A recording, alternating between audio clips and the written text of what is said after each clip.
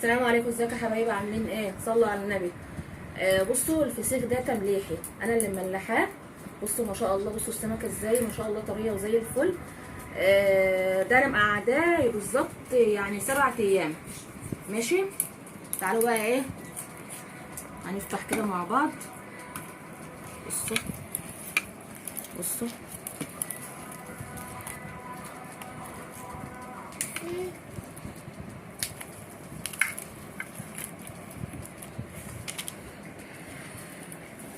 بصوا ما شاء الله،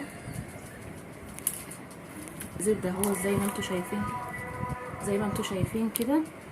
ايه ترشوا بقى ايه عليه الليمون كده اهو،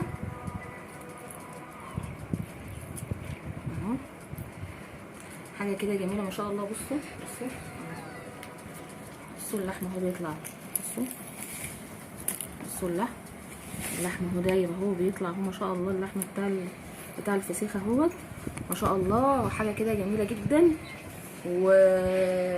وتمليح بيتي يعني، انا اللي مملحاه والطعم عايزه اقول لكم ان الطعم حكايه يعني، هروق معاكم.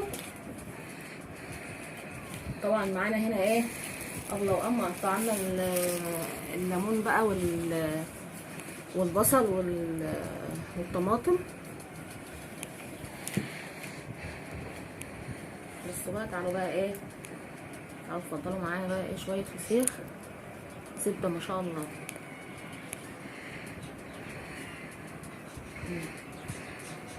لا حلو مية مية. هبقى اللي حابب طبعا يعني ثانية يعرف يعني التفاصيل يعني بقى السعر والكلام من ده يعني، يخش لي يعني على الخاص باذن الله. فسيخ ما شاء الله يعني، بصوا ولا في اي كلمه ما شاء الله، طري وحلو ونضيف والفسيخيه حلوه يعني ما شاء الله. انا حبيت بس اطلع اوريهولكوا كده واوريكم شكله، وحبيت يعني ايه اشارككم يعني معايا. لو عجبكم الفيديو ما تنسيش بقى ايه لايك وشير وسبسكرايب للقناه، واقول لكم مع الف سلامه حبايبي.